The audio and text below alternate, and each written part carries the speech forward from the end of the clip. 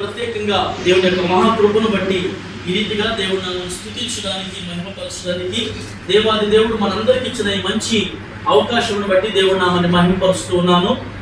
ఈ వారం ప్రత్యేకంగా మా మధ్యకు వచ్చినటువంటి అయ్యగారి యొక్క కుటుంబాన్ని యేసుక్రీస్తు నామములో ప్రత్యేకమైన వందనాలు నా తరఫున, సంఘం తరఫున మరి తెలియజేస్తున్నాను. మీరు రావటం మాకు చాలా సంతోషం. దేవునికి మహిమ కలుగునుగాక. మరి పరలోకంలో ఇలాగే స్తుతిస్తూ ఉంటారేమో, పాటలు పాడుకుంటూ వెళుతూ ఉంటే అదొక మంచి సంతోషం, ఆనందం.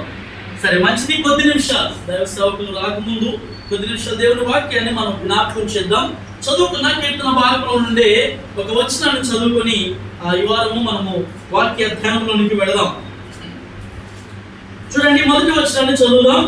మనకు బలమై ఉన్న దేవునికి ఆనందగానము చేయుడి, యాకోబు దేవుని బట్టి ఉత్సాహధ్వని చేయుడి, కీర్తన ఎత్తుడి, గిలక తప్పెట పట్టుకొనుడి, స్వరమండలము మనోహరమైన సింగారము వాయించుడి, అమావాస్యనాడు కొమ్ములూదుడి, మనము పండుగ ఆచరించు దినమగు పున్నమినాడు కొమ్ములు ఊదుడి. అది చాలు. ఈ యొక్క కీర్తన రాసినటువంటి భక్తుని పేరు చెప్పాలి. ఎవరు? అవి చూసి చెప్తున్నారా? రైట్. ఎవరైనా కానీ ఆసాపు అనేటువంటి ఒక మంచి కీర్తనాకారుడు, చాలా చక్కగా పాట కలిగినటువంటి వాడు. అతను రాస్తున్నటువంటి ఈ కీర్తనలో ప్రధానమైనటువంటి మాటల్లోనే మనం గమనిస్తే మంచి మాట ఒకటి మనం జ్ఞాపకం చేద్దాం. మనకు బలమై ఉన్న దేవునికి ఏం చేయాలంట? ఆనందగానం చేయుడి. మన బలం ఎవరు? చాలా మంది ఈ రోజున కొంత బలాన్ని చూసుకొని, కొంత అండను చూసుకొని వాళ్ళు మాట్లాడే మాటలు చాలా జాగ్రత్తగా ఈ రోజు వాక్యాన్ని గమనిద్దాం. ఒక మనుషునికి బలం ఉంది అని చెప్పడానికి ప్రధాన కారణం ఏమై ఉండొచ్చు? చెప్పాలి. నాకు చాలా బలం ఉంది అని ఎవరన్నా అన్నామనుకో, ఒకసారి ఆలోచించండి. దేని చూచి ఆయన యొక్క బలం, దేని చూచి అతని యొక్క ఆ బలం గురించి అతను చెప్పగలరు. ఇప్పుడు నేనున్నా, నీకు అంత డౌట్లోకి వెళ్ళాల్సిన అవసరం లేదు. నాకు చాలా బలం ఉందంట. బలం ఉందా? చెప్పాలి. అసలు మన బలం ఎవరు? మన బలహీనత ఎవరు? బలమైన దేవునికి ఆనందగానము చేయుడి అని పాడుతున్నటువంటి ఆ మంచి కీర్తనలో అసలు బలమైనది ఎవరు అని మనం తెలుసుకోవాలి. రైట్. ఇక ఎలాగ సంబంధమైనటువంటి విషయాలకు వెళితే చాలా మంది మనుషులలో ఉన్నటువంటి బలం ఏమిటంటే వారి ఇంటి పేరు, లేక వారికి ఉన్నటువంటి కులం. మీరేంటి? మేము ఫలానా అంటే ఆ కులంలో వారికి ఏం కనిపిస్తుంది? బలం కనిపిస్తుంది. అంటే మనుషులలో బలం కనబట్ల, కులంలో బలం కనిపిస్తుంది. ఇంకొక ఆలోచనలోకి పెడితే నీకేంటి నీ బలం? చాలా డబ్బు. దాన్ని బట్టి వాడు ఎలా ఉంటాడు తెలుసా? నేను చాలా బలంగా ఉన్నాను అనుకుంటా. ఇంకొంతమంది, చాలా మంది ఆ బంధుజనంగా ఉంటారు. నా బలం ఏంటో తెలుసా? నా బంధుజనం. ఒకసారి ఆలోచించేద్దాం. కులం అనేటువంటిది కానీ, డబ్బు అనేటువంటిది కానీ, ఈ బంధుత్వం ఉన్నటువంటి బలమనే కానీ ఇవేవి కూడా కేవలం ఏలోక సంబంధమైనవి మాత్రమే. మరి మన బలం ఎవరై ఉండాలి? చాలా క్లియర్గా భక్తుడు రాస్తున్నాడు, మన బలమైన దేవునికి ఆనందగానం చేయుడి. ఎందుకు ఆయనకు ఆనందగానం చేయాలంటే ఒకసారి ఆలోచిద్దాం. ఈ ఇశ్రాయేలుల చరిత్ర ఒకసారి మనం జ్ఞాపకం చేసుకుంటే ఇంచుమించు 430 సంవత్సరాలు బానిస బ్రతుకుల్లో ఉండిపోయిన వారికి ఒక నిరీక్షణ లేదు, ఒక ఎదురు చూపు లేదు, ఒక ఆలోచన లేదు.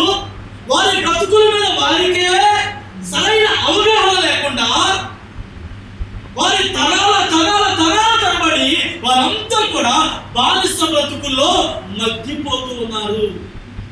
ఎవరైనా వస్తారేమో, ఏమన్నా చేస్తారేమో, ఈ బానిస బ్రతుకుల నుండి మమ్మల్ని ఏమైనా బయటకు తీసుకెళ్తారేమో అనే నిరీక్షణ లేని బ్రతుకుల్లో వారు బ్రతుకుతూ ఉన్నారు.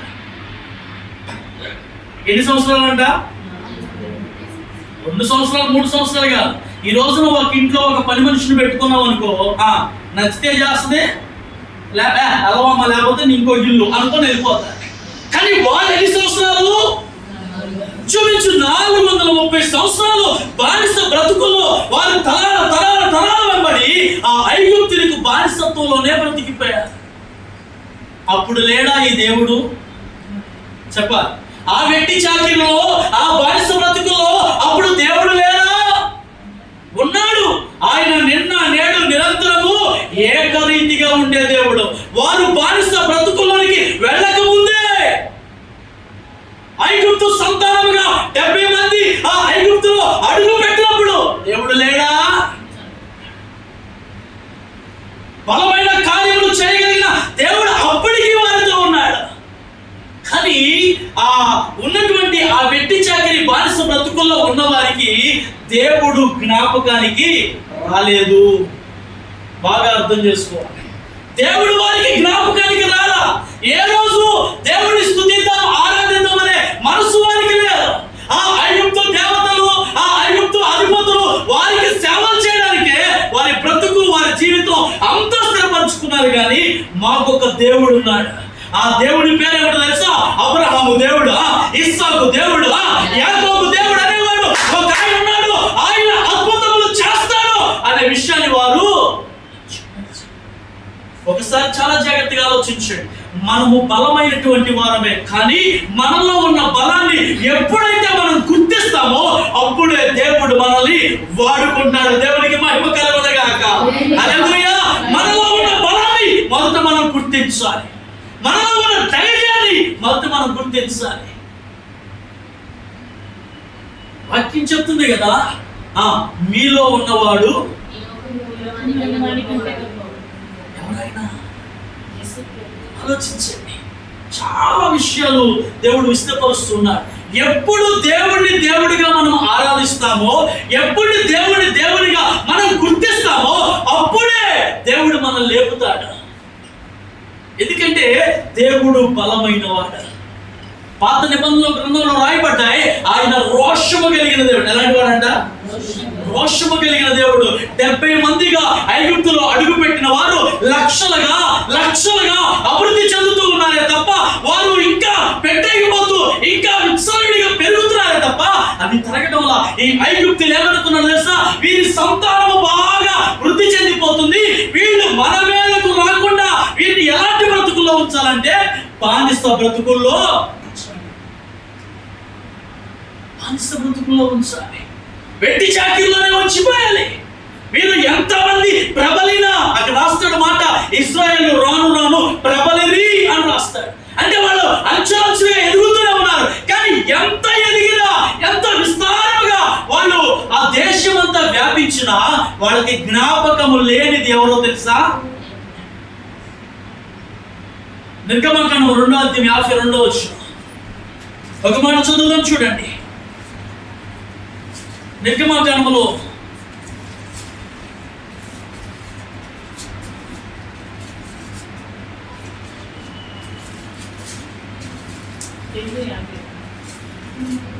25 దేవుడు నిర్గమకాండము 2:25 దేవుడు ఇశ్రాయేలీయులను చూచెను, దేవుడు వారి యందు.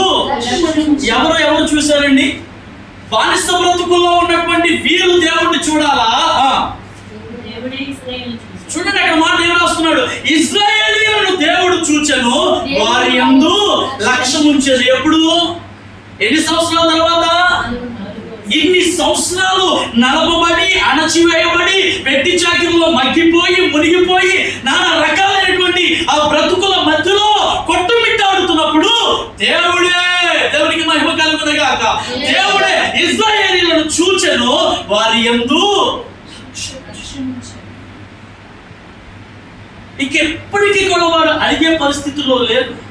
ఇక ఎంతకాలం ఉన్నా అదే స్థితిలో ఉన్నారు. ఎక్కడేసావో నువ్వు గొంగలే, మీరు ఎక్కడ ఏమన్నారో నేను అక్కడే వేసా. ఇక అది కథలో ఏ ఉలకతో పలకతో వీడు కూడా అలాగే తయారయ్యారు. ఒక మాట గమనించండి, దేవుడు ఎప్పుడు చెత్తను చేయడు. ఏం చేయడు? చెత్తను చేయడు. ఆయన ప్రయోజకులు చేస్తారు. ఆ ప్రయోజకులు అవ్వాలి అంటే ముందు మనలో మనకేముందో తెలుసుకోవాలి. మనం ఎప్పుడు కూడా పనికిరాని వారం కాదు, మనం ఎప్పుడు చేతగాని వారం కాదు, మనకేమి రాదు, నేను ఇంతే నా బ్రతికి ఎప్పుడు అనుకోవాల్సిన అవసరం లేదు. ఎందుకంటే మనము నమ్ముకున్న దేవుడు, చెప్పాలందరూ, బలమైన దేవుడు. దేవుడికి స్తోత్రం కలుగుతుంది కాక. ఆయన బలమైన దేవుడు. ఆ బలం నీ కులాన్ని బట్టి కాదు, నీ మతాన్ని బట్టి కాదు, నీకున్న బంధు జనాన్ని బట్టి కాదు, నీ ఆస్తిపాస్తులను బట్టి కాదు, నీకున్న ధన సంపదను బట్టి, మనం కలిగి ఉన్న దేవుణ్ణి బట్టి మనము బలవంతులం. దేవునికి మహిమ కలుగునుగా. ఆయనే మన బలం, ఆయనే మన బలం. ఆసాపు దానిని గుర్తించాడు కనుకనే, ఆసాపు దాన్ని జ్ఞాపకం చేసుకున్నాడు కనుకనే, ఆసాపు దాన్ని జ్ఞాపకం చేసుకుని ఒక పాట రాస్తున్నాడు. అయ్యో నీ బలము వల్లే, నీ బలము వల్లే. మేము ఇప్పుడు ఈ రోజు ఏ పాట పాడుతున్నా తెలుసా? ఆనందగా. ఏ గానం? ఆ బలమే లేకపోతే ఈ రోజు మాకు ఆనందం లేదు. ఏమిటా బలం? ఏమిటా బలం? ఐగుప్తులో 10 అద్భుతాలు చేసిన బలం, ఎర్ర సముద్రాన్ని 2 పాయలుగా చీల్చిన బలం, అది సామాన్యమైన బలము కాదు. ఒకవేళ అదే 10 అద్భుతాలు జరగకపోతే వాళ్ళు ఐగుప్తుల నుండి బయటకు రాగలిగేవారా? మోషే అనే భక్తుడిని ఎంత బలపరుచుంటాడు దేవుడు. ఒక పొదలో, మండుతున్న పొదలో దేవుడు మాట్లాడుతూ మోషేను, నిజంగా ఆ మనుషుల్నే బలపరిచిన దేవుడు ఆ బలాన్ని తీసుకువెళ్ళి ఎవరికి ఇచ్చాడు తెలుసా? ఇశ్రాయేలు ప్రజలకు అప్పచెప్పాడు. దేవునికి మహిమ కలుగును గాక. ఒక మనుషుని బలం అనేకులను బలపరుస్తుంది. మొదట ఒక దివిటి వెలిగించబడాలి. అంతేగా క్యాండిల్ సర్వీస్ చేస్తాం. ముందు పాస్ గారు వెలిగించేసుకుంటారు, ఆ తర్వాత అందరం వెలిగించేస్తాం. అలాగుననే దేవుని యొక్క బలము దాచబడి ఉన్నది. బలము తనదని దేవుడు చెప్పాడంట. ఒక మారు చెప్పాను, నాకు 2 మారులు. దేవునికి మహిమ కలుగును గాక. బలము తనదని దేవుడు ఒక మారు చెప్తే 2 సార్లు వినబడాలి. మనకి ఎన్ని చెవులు ఉన్నాయి మనకి? అందుకే ప్రకటనలో అన్నాడు, చెవి గల వాడు ఆత్మ చెప్పు సంగతులు వినుగాక. వినాలి మనం. ఎందుకంటే మనము బలమైన దేవుణ్ణి నమ్ముకున్నాం. బలహీన దేవతలు మనం నమ్ముకోవాలా, ఏదో భయపడే వాళ్ళు మనం నమ్ముకోవాలా. ఒకసారి గమనించండి, ఏదైనా పిల్లిని గట్టిగా రూమ్లని తలుపులు వేసేసి తాళాలు వేసేసి దాన్ని పట్టుకొని లోపల కొడుతున్నాం అనుకో, ఏమవుతుంది? పిల్లేగా తలుపులని తీసుకున్నప్పుడు ఏమో ఇసిరి కొడతావు. దాన్ని పాలు తాగేస్తావా, అందులో చేతులు పెడతావు, ఇందులో అని. ఎప్పుడు తలుపులన్నీ తీసుకున్నప్పుడు వేసేసి ఇసిరి, పిల్లి కూడా అప్పుడు దానికి వచ్చింది బలం. అంతే. మొదట తనలో ఉన్న బలాన్ని గుర్తించగలగాలి. మనలో ఉన్న బలాన్ని మనం గుర్తించగలగాలి. నీకు ప్రార్థనాత్మ ఉంది, నీకు పాట పాడగల అభిషేకం ఉంది, వాక్యం చెప్పగల అభిషేకం ఉంది, వాక్యాన్ని అర్థం చేసుకోగల జ్ఞానం ఉంది. అంతా దేవుడు మనలోనే ఉంచాడు. కానీ మనం ఏం చేస్తున్నామంటే బలా చెడ్డదాసుడా అన్నట్టు ఉండిపోయాం. ఏం చేశాడు వాడు? ఆ చెడ్డదాసుడు ఏం చేశాడు? అరే యజమాని నమ్మకంగా నీకు తలాంతి ఇచ్చి దాన్ని తీసుకెళ్లి వాడవైనా అభివృద్ధి చేయవా అంటే దేవుణ్ణే క్వశ్చన్ చేస్తున్నటువంటి వాడు ఏమంటాడు తెలుసా? నువ్వు నాకు ఇచ్చావంటే జాగ్రత్తగా భద్రంగా జోబులో పెట్టి దాచుకోవాలి అన్నట్టుగా ఇచ్చావు అనుకోని వాడు పొయ్యి తీసి అందులో పెట్టి చక్కగా మట్టి కప్పి హాయిగా కూర్చున్నాడు. సమయం వచ్చినప్పుడు దేవుడు అడిగాడు, ఏమిరా నీకు ఇచ్చిన తలాంతులు ఏం చేశావురా? ఎంత మెత్తగా మాట్లాడో తెలుసా? ఆ చెడ్డదోషుడు ఏమన్నాడు? నీవు విత్తని చోట కోయి వాడవనియు మా తలాంతులు ఇచ్చి ఇంకా ఏమైనా అడుగుతావేమోనని జాగ్రత్తగా కొయ్యి తీసి అందులో పాతి పెట్టానయ్యా, ఇదిగో నేను ఇచ్చింది నీకే. అందుకే నేను ముందే చెప్పా, అతను ఏమన్నాడు దేవుడు? మరి మనం ఏమనిపించుకోవాలా? అది కూడా చెప్పరా మీరు? మనము బల నమ్మకమైన మంచి దాసుడు అనిపించుకోవాలి. అలా అనిపించుకోవాలంటే మనం ఏం చేయాలా చెప్పాలి? మనం ఏం చేయాలి? దేవుడు మనకు తలాంతులు ఇచ్చాడు. దేవుడు మనకు తలాంతులు ఇచ్చాడు. వాటిని మనం కప్పి పెట్టుకోవడానికి కాదు, అవి దేవుని సన్నిధానంలో వాడబడాలి, వాడుకోవాలి. అవి వాడబడినప్పుడు నీ దగ్గర ఏల ప్రయోజనం. అందుకే తోటమాలితో దేవుడు మాట్లాడుతున్నాడు, ఈ చెట్టుని నేను నరికేద్దాం అనుకున్నా, ఈ చెట్టు తీసేద్దాం, దీనివల్ల ఏ ప్రయోజనం లేదనుకుంటున్నా. తోటమాల అడుగుతున్నాడు, అయ్యా ఇంకొక సంవత్సరం, ఒక్క సంవత్సరం అయ్యా, ఇప్పటికి ఇచ్చా, 40 సంవత్సరాలు ఇచ్చా, ఇంకా వాళ్ళ వల్ల ఏ ప్రయోజనం లేదు. ప్రార్థన చేస్తారేమో చూసా, చేయడం లేదు. బైబిల్ చదువుతారేమో చూసా, చదవడం లేదు. సండే స్కూల్ వస్తారేమో చూసా, రావడం లేదు. వారి భక్తి జీవితంలో ఏది లేనప్పుడు, ఆకులు తప్ప ఫలాలు లేనప్పుడు, ఆ వృక్షము వలన, ఆ చెట్టు వలన ఫలమేమి? నేనేమన్నా చేతగానున్నా? దేవుడు ఏమైనా చేతగానున్నా? నేను మంచి వృక్షాన్ని, మంచి విత్తనమేగా విత్తాను. ఆకులు మాత్రమే ఎలా కనబడుతున్నాయి నాకు, కాబట్టి దీన్ని నరికేద్దాం, తీసేద్దాం. తోటమాలి బ్రతుకులాడుతున్నారు అక్కడ. ఏమంటున్నాడయ్యా, ఒక్క సంవత్సరం అయ్యా, ఇంకొక సంవత్సరం. ఇలా సంవత్సరాలు దొరికిపోతున్నాయి, ఇలా రోజులు గడిచిపోతున్నాయి, ఇలా సమయం అంతా దొరికిపోతుంది. దేవుని బిడ్డ రాకడ సమయం అతి శీఘ్రముగా ఉంది. ఇకనైనా మనలోని ఫలింపు లేకపోతే, ఇకనైనా మనలో ఫలింపు అనుభవం రాకపోతే, ఇకనైనా దేవుని కోసం మనం పని చేయకపోతే, బలమైన దేవుణ్ణి నమ్ముకున్న మనము బలమైన కార్యాలు చేయకపోతే, మనల్ని బట్టి దేవుడు బలహీనుడైపోతూ ఉన్నాడు. మనం ఆయన్ని బలహీనపరచకూడదు. బలహీనమైన మనల్ని దేవుడు బలపరుస్తూ ఉండగా మనం బలాన్ని పొందుకోవాలి తప్ప బలహీనులము కాకూడదు. నా మాటలు అర్థమవుతున్నాయా, అర్థమవుతున్నాయా? దేవునికి స్తోత్రం కలుగునగా. మనం బలహీనులు, మనలో ఓపిక లేదు, మనలో ఏమి చేయడానికి సత్తువ లేదు. కానీ ఆ సత్తువుని, ఆ ధైర్యాన్ని, ఆ బలాన్ని నింపగలిగిన వాడు ఎవరైనా ఉన్నారు అని అంటే ఆయనే మనం ప్రకటిస్తున్న దేవాది దేవుడై ఉన్నాడు. దేవునికి మహిమ కలుగునగాక. హల్లెలూయా. దావీదు జీవితాన్ని జ్ఞాపకం చేసుకుంటే ఎంతో కడసారి వాడిగా ఉండిపోయాడు. అన్నలతో కలవడానికి అవకాశం లేదు, తండ్రి దగ్గర ఉండడానికి అవకాశం లేదు. తండ్రి చూస్తే ఉన్నతమైన స్థానంలో సంహరణపు సభలో ఒక అధ్యక్షుడిగా ఉన్నటువంటి వాడు.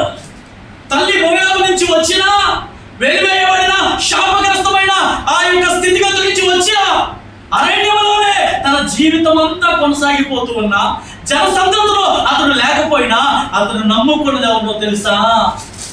చెప్పాలి, దేవుణ్ణి మాత్రమే నమ్ముకున్నాడు. అతడే అంటాడు, బలము తనదని దేవుడు ఒకసారి అన్నాడయ్యా, కానీ నాకు 2 మార్లుగా వినబడుతుంది. ఈ అరణ్యంలో నేను ఎన్ని కేకలేస్తున్నా, ఈ అరణ్యంలో నేను ఎంత అరుస్తున్నా, ఈ అడవిలో నేను ఎంత దేవుడిని స్తుతించినా, నా స్తుతులన్నీ దేవుడికే తప్ప మనుషులకు కాదు. ఒకసారి ఆలోచించండి. అరణ్యంలోనే తన జీవితాన్ని అంతా కొనసాగించిన ఈ దావీదును ఒక్కసారిగా దేవుడు అభిషేకించి, ఒక్కసారిగా పట్టాభిషేకం చేసి, ఒక్కసారిగా 1000 లక్షల మంది జనాంగానికి రాజుగా చేశాడంటే, బలహీనమైనటువంటి దావీదు జీవితంలో దేవుడు ఏమి నింపాడు? చెప్పాలి, బలాన్ని నింపాడు ఆయన. దేవునికి మహిమ కలుగునగాక. అక్కడ దావీదు బలహీనుడు కాదు. ఒక మంచి మాట ఏంటో తెలుసా? ఆ బాలుడు వస్తూ ఉండగానే సమూయేలు ప్రవక్త ఏమన్నాడు? ఇతడే ఇతడే ఇతడే నేను కోరుకున్నా. చదవండి ఆ మాట ఒకసారి. సమూయేలు గ్రంథం మనం చదివితే ఇంకా మంచి మాటలు ఇక్కడ కనబడుతూ ఉన్నాయి. 16వ అధ్యాయం, మొదటి సమూయేలు గ్రంథం 16వ అధ్యాయం 11వ వచనం. నీ కుమారుడు ఇక్కడున్నారా నీ విషయాన్ని అడగగా అతడు ఇంకులు పడసారి వాడు. అయితే ఆ మాట చూడండి, కడసారి వాడు, ఆఖరి వాడు, చివరి వాడు. అరే, నాకు 7 ఉన్నారు, చాలా యుద్ధ వీరులుగా ఉన్నారు, బలశాలుగా ఉన్నారు. వాళ్ళు చూస్తేనే సైన్యంలో మొట్టమొదటి వరుసలో నిలబడేవారు వీళ్ళే అని యెషయా తన 7 కుమారుల గురించి ఎంతో గొప్పగా చెప్పాడు. కానీ ఇతని దగ్గరికి వచ్చేసరికి ఏమన్నా సార్ ఉన్నాడయ్యా కడసారి వాడు. వాడి జీవితం, వాడి బ్రతుకంతా కూడా ఎక్కడో తెలుసా? గొర్రెల దగ్గరే. ఒకవేళ ఆ దానిని వచ్చేటప్పుడు వాళ్ళు అనుకుని ఉండొచ్చు, ఆ గొర్రె వాసన వస్తుంది. గొర్రెలతో సవాసం చేసే వాళ్ళకి ఏ వాసన వస్తుంది? ఎప్పుడేంటి మీరు? అప్పుడప్పుడు నేను హాస్పిటల్లో పనిచేసి వస్తా, హాస్పిటల్ వాసన వస్తుంది నీ దగ్గర. మరి అక్కడ పనిచేసేవాడు కాదుగా, అది ఏమొచ్చింది? అంతేనండి, ఎక్కడ పని చేస్తే అక్కడ ఆవాసనే వస్తాయి. మరి దావీదు వచ్చేటప్పుడు కూడా వాళ్ళందరూ అలాగే అనుకున్నారు, వీడు వస్తున్నాడు, గొర్రెల వాసన వస్తుంది, కానీ సమయాలకు రాలా. దేవుని బిడ్డలారా, దేవుని బలాన్ని నింపుకున్నటువంటి ఆ సమయాలకు రాలా. అతను చూసిన వెంటనే ఏమని మాట్లాడుతున్నాడు చదువుదాం. అందుకు సమూయేలు, నీవు వారిని పిలవనంటుంచుము, అతడి ఇక్కడికి వచ్చే వరకు మనము కూర్చున్నామని చెప్పగా. ఎంత ఎదురు చూపు, ఎంత నిరీక్షణ చూడండి. సరే చివరోడు అన్నావుగా, ఇక ఆడి వల్ల ఏముందిలే, వదిలేసే పర్లేదు ఆయన అన్నవా. వెయిట్ చేస్తున్నారు. వాళ్ళు ఏం చేస్తున్నారంట? వెయిట్ చేస్తున్నారు, చూస్తున్నారు. ఒకవేళ దేవుని ప్రణాళిక ఆ మనుషుల మీద ఉందేమో, ఒకవేళ దేవుని సంకల్పం ఆ మనుషుల మీద ఉందేమో, ఒకవేళ దేవుని బలం అతని మీదకి రాబోతుందేమో. బిడ్డ, మనం ఎదురు చూడాలి. దేవుడు వాడుకునేంత వరకు కూడా, ఈ సమయం, ఈ టైం దేవుడు మనకి ఇచ్చే వరకు కూడా వెయిట్ అండ్ సీ. నువ్వు వెయిట్ చేస్తే దేవుడు నీకు వెయిట్ ఇస్తాడు. అర్థమవుతుందా? మనం ఎంత ఎదురు చూస్తామో దేవుడు అంత హెచ్చైన స్థితిలో నిలబెడతాడు. మనం ఎంత దేవుడి కోసం ఎదురు చూస్తామో దేవుడు అంత హెచ్చైన స్థితి మనకి ఇస్తాడు. దేవునికి మహిమ కలుగునుగాక. మనం కూర్చున్నామయ్యా, వచ్చే వరకు మనం కూర్చున్నాం. ఎందుకయ్యా కూర్చున్నా? ప్రయోజనం లేదు, అతని వల్ల కాదు. చూద్దాం, ఉండు, చదువు మాట. లోపలికి తోడుకుని వచ్చెను. అతడు ఎర్రని వాడును, చక్కని నేత్రములు గలవాడును, చూచుటకు సుందరమైన వాడునై ఉండెను. ఆగుదామండి. ముందు ఎంతమందిని చూపించాడు? ముందు ఎంతమందిని చూపించాడు? అది ఎట్టున్నారు? జస్ట్ కనుక టేప్ పెడితే ఇక అంతకంటే బలవంతులు లేరు. అంత బలం. ఓ ఎత్తు నాగల కదా, ఇంకేడు మన అయ్యో అంత ఎత్తు ఉంటుంది అనుకుందాం. అంత పెద్ద పెద్ద వాళ్ళు బల్లేలు పట్టుకొని, ఖడ్గాలు పట్టుకొని ఏమంటే టీవీగా నిలబడితే దేవుడు వాడిని మెచ్చలా, దేవుడు వారిని కోరుకోలా. అతడు వస్తూ ఉండగానే ఈ నా మాటలు కాదు, అక్కడ అతను ఎవరు పొగుడుతున్నాడో చూడండి. అతడు ఎర్రని వాడంట. ఎర్రని వాడును, చక్కని నేత్రములు గలవాడును. చక్కని నేత్రములు. గొర్రెలు వేసుకున్నాడు ఎట్లుంటారు? ఎర్రగా ఉంటారా? చెప్పండి. వాడి నడక తెలుసా మీకు? వాడి నడక కూడా డిఫరెంటే. వంకరిపోయి వంగి వంగి నడుస్తూ ఉంటారు. ఎర్రని వాడును, చక్కని నేత్రములు. గొర్రెలు వేసుకునే వాడు ఇలా ఉంటారంట. ఆ చక్కని నేత్రములను చూచుటకు సుందరమైన వాడినై ఉండెను. చూసిన వెంటనే సుందరంగా కనపడ్డాడంట.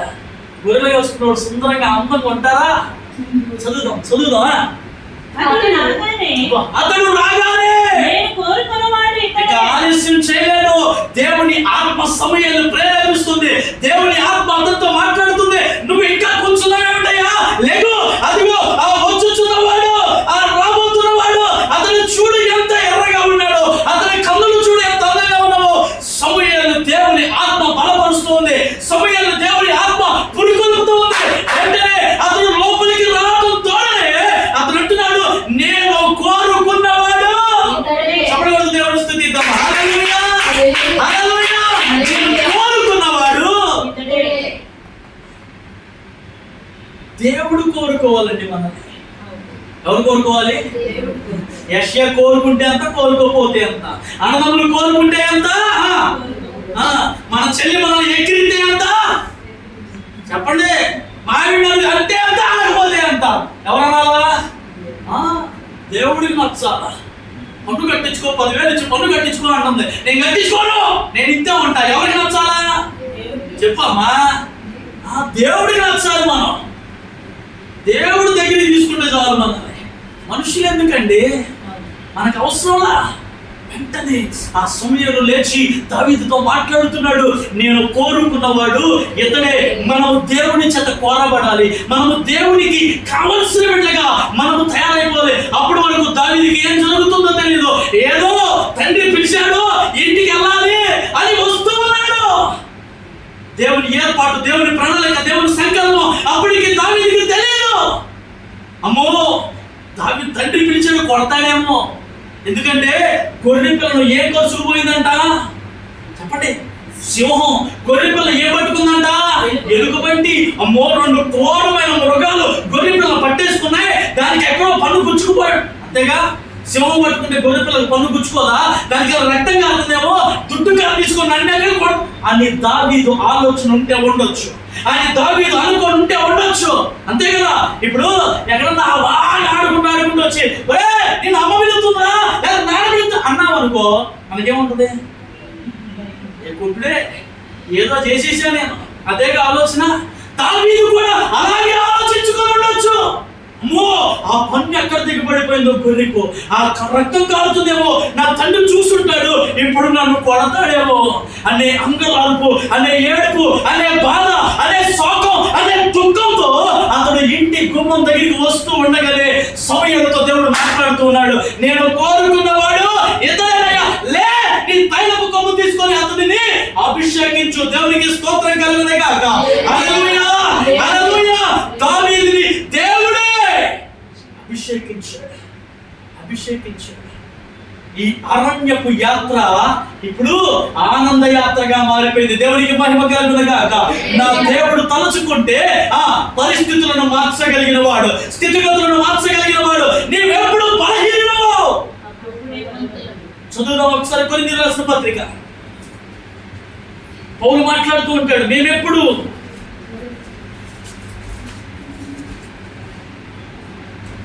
చూడండి 1 కొరింథీయులకు రాసిన పత్రిక 4వ అధ్యాయం 10. మేము క్రీస్తు నిమిత్తము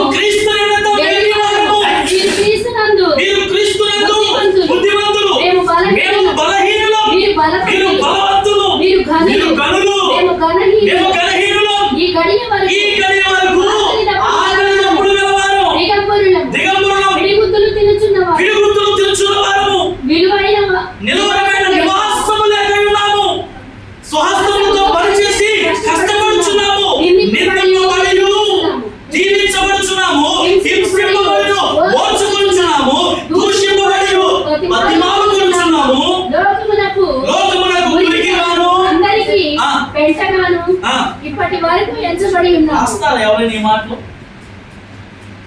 పౌలు ఎవరో తెలుసా? తార్సువాడు, మంచి పట్టభద్రుడు. ఆనాడు క్రైస్తవులు దేవుణ్ణి ఆరాధిస్తున్నారని భయంకరమైనటువంటి అంటాడు కదా, పూర్వము నేను హింసకుడును, దోషకుడును. అతని మాటలోనే రాస్తున్న మాటలండి, నే మాటలు కావు.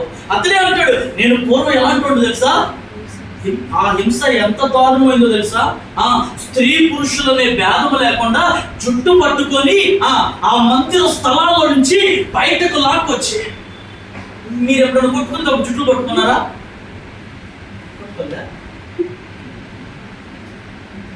నిజమే చెప్తున్నారుగా. ఎప్పుడన్నా మనం గట్టిగా జుట్టు పట్టుకున్నాం నొప్పి వచ్చిందా?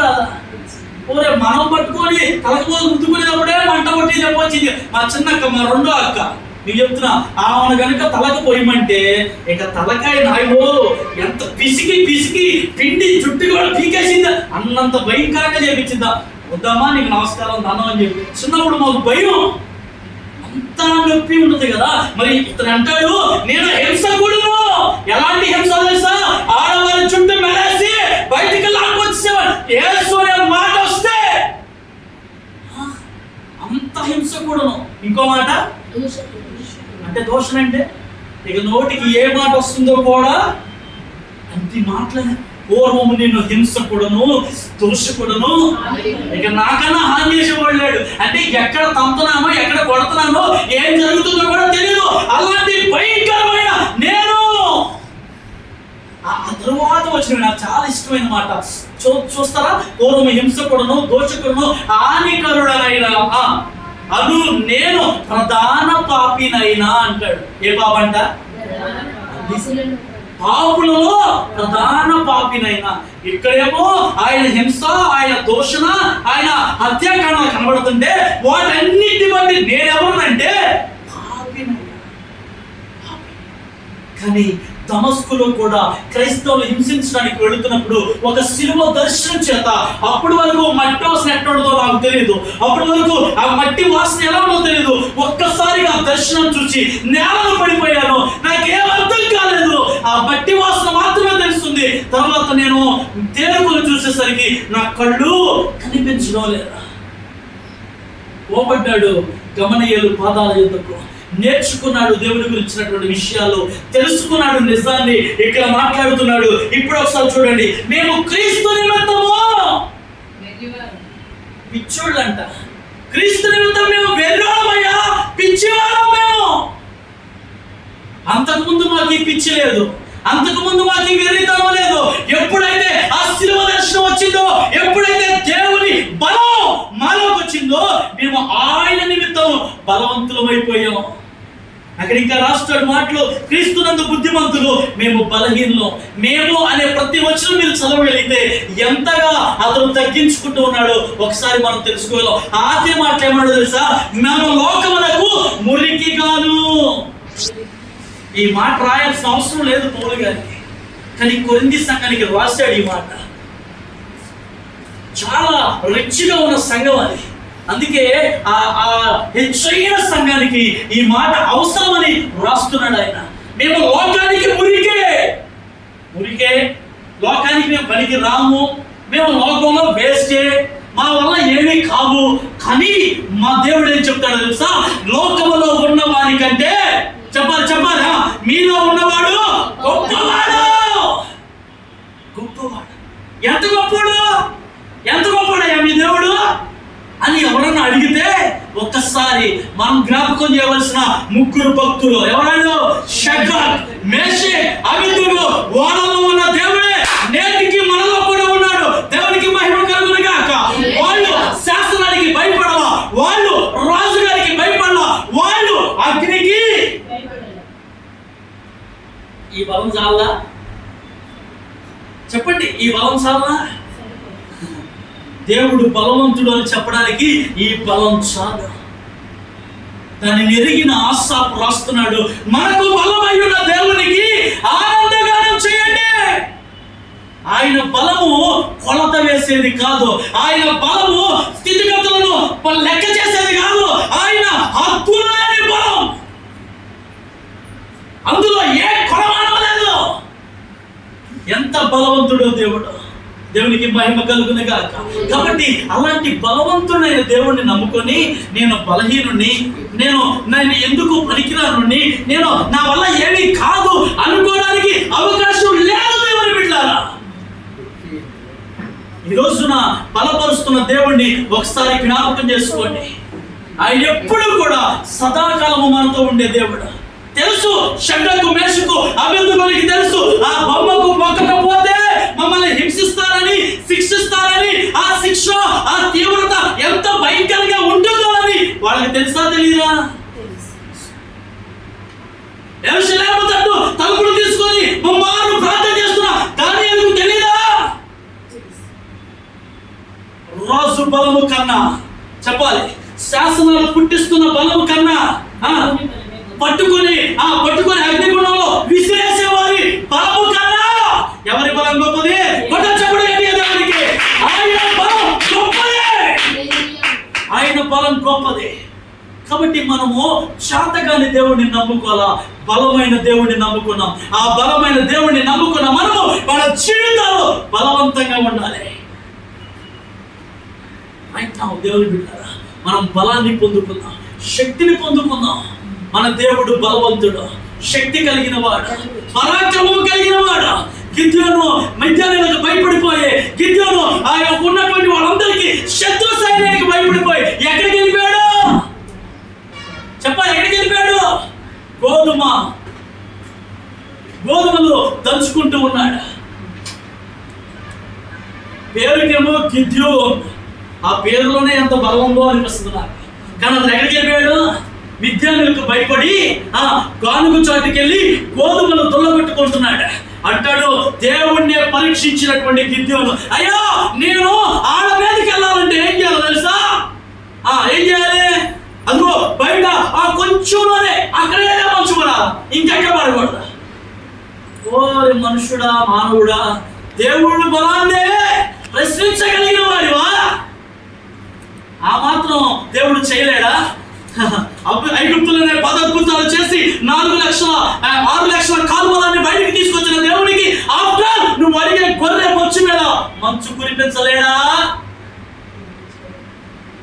అయ్యా ఇంకొకసారి ఇదిగో దీని మీద తప్ప పాడమంతా పడిపోవాలి. ఏంటిది చెప్పాలి? ఏంటిది కురిపించాడా? అంటే నీకు ఏదన్నా చేస్తే కానీ నువ్వు దేవుడు బలవంతుడు అని నమ్మవా? అంత దేవుడిని ప్రశ్నించేవాళ్ళమా?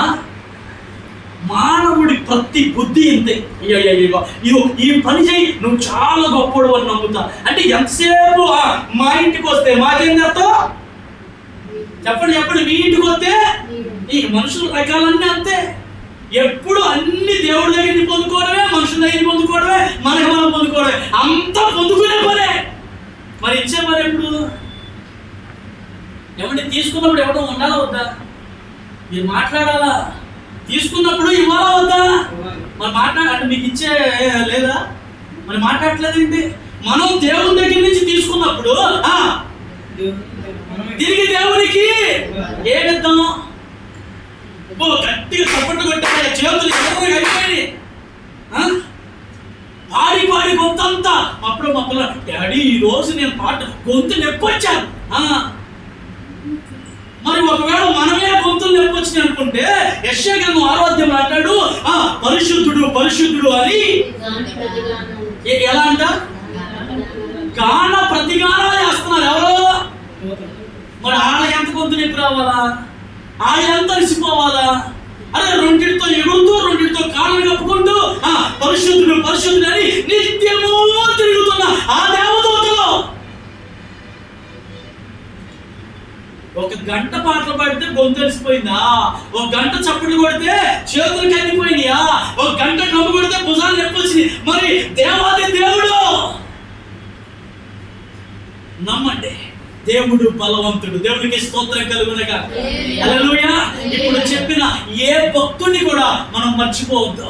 మోషేను బలపరిచిన దేవుడు ఒకసారి ఆలోచించండి. అదే దేశం నుంచి పారిపోయాడు. ఎక్కడ పారిపోయాడు?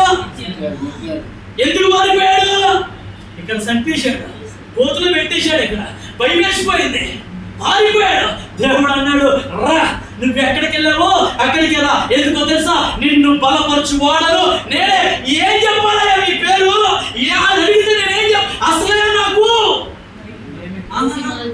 అంటే ఏంటి? నాకు నెత్తయ్యా, నాకు రాదయ్యా మాట్లాడటం. కానీ నువ్వే చెప్తావు. ఏమని చెప్తావు? నేను ఉన్నవాడును, దేవుడికి స్తోత్రం కలుగునుగాక. హల్లెలూయా. నువ్వే చెప్తావు నా నామం ఏంటో. నా నామము నిరంతరము నిలుచు నామము. ఆ నామము పేరటే అద్భుతాలు చేయగలిగిన దేవుడు, ఆశ్చర్య కార్యాలు చేయగలిగిన దేవుడు, 6 లక్షల కలువలని బయటికి తీసుకొచ్చిన దేవుడు మోషేను బలపరిచిన దేవుడికి స్తోత్రం కలుగునుగాక. ఆ తరువాత యెహోషువను బలపరిచిన దేవుడు న్యాయాధిపతులలో గిద్యోనును బలపరిచిన. ఎందుకంటే ఇంకేం చెప్పాలి చెప్పండి? ఎంత గొప్ప బలవంతుడైన దేవుడు మన దేవుడు. అందుకే అంటాడు హెబ్రీ పత్రికలో, ఇంత గొప్ప సాక్షి మేఘము వలె ఆవరించి ఉన్నందున. చదవండి, పోనీ మీరు చదివితే టైం అయిపోయింది, ముగించేస్తాను. దేవస్థానం మన మధ్యకి వచ్చారు. హెబ్రీ పత్రిక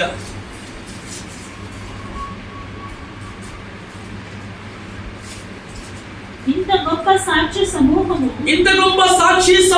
మేఘమువలె మనల్ని ఆవరించి ఉన్నందున కూడా ప్రతి భారమును చెప్పండి అమ్మ, వీళ్ళు ఇంకా ఎదుగుతారని తిప్పుతానే ఉంటారు. చెప్పండి హెబ్రీ పత్రిక 12 చూసుకోండి చక్కగా మంచిగా వచ్చిన. ఇక మీరు చదివేదాకా వాళ్ళు తిప్పుతానే ఉంటారు పేపర్. అందుకే నాకు వాక్యం నేర్పించాలి బాగా. ఇప్పుడు చదువుదాం. మొదటి చదువు. ఇంత గొప్ప సాక్షి సమూహము మేఘమువలె మనల్ని ఆవరించి ఉన్నందున మనము కూడా ప్రతి భారాన్ని సులువుగా చిక్కులు పెట్టు పాపమును విడిచిపెట్టి విశ్వాసమునకు కర్త దానిని కొనసాగించు వాడునైన యేసు వైపు చూచుచు మన ఎదుట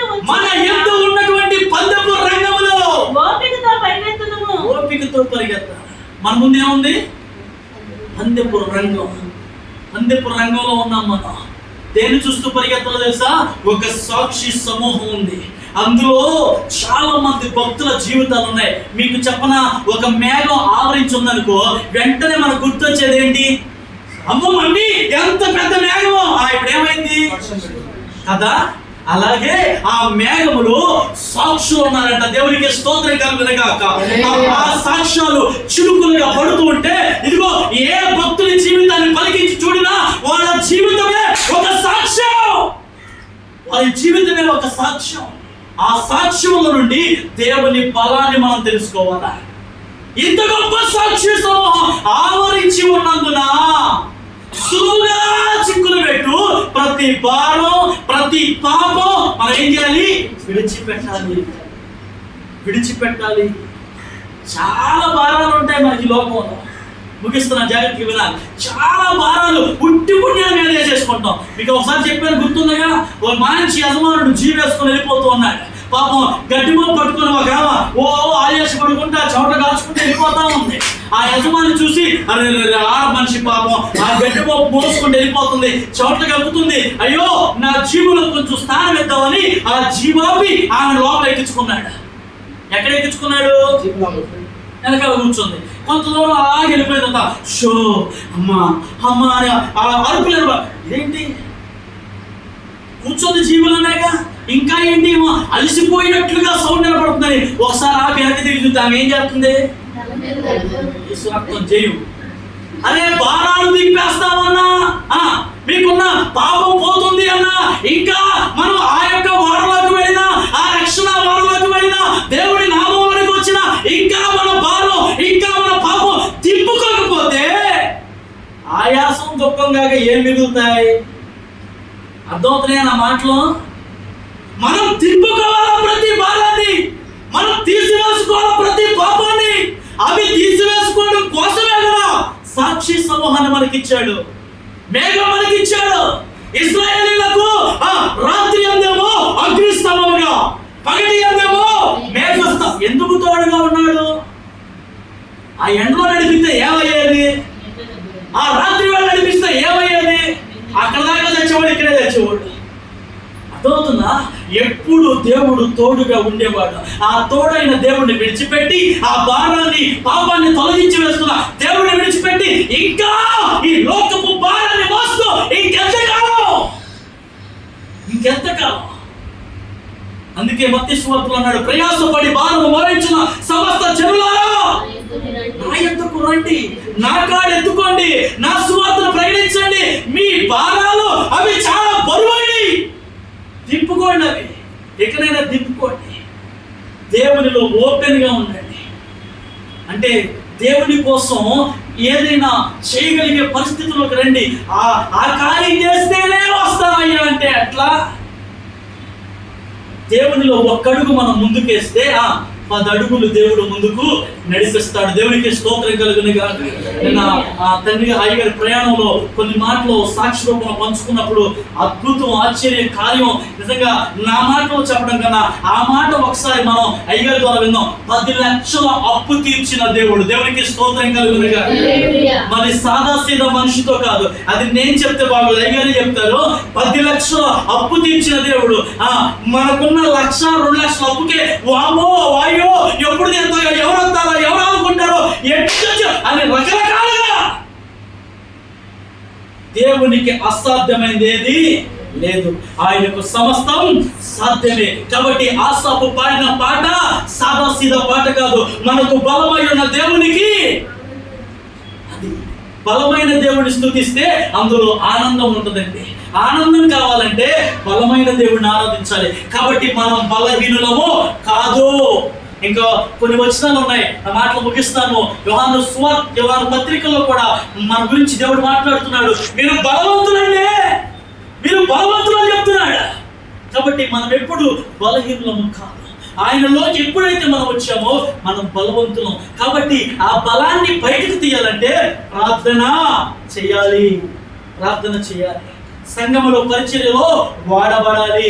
నీలో ఉన్న తలంతులు భూమిలో కప్పిపెట్టడం కాదు, బయటకు వాడు దేవుడు తన బలాన్ని నీ ద్వారా నిరూపించుకుంటాడు. దేవుడి కొద్ది మాటలు మన వినికిడిలో దీవించును గాక. చిన్న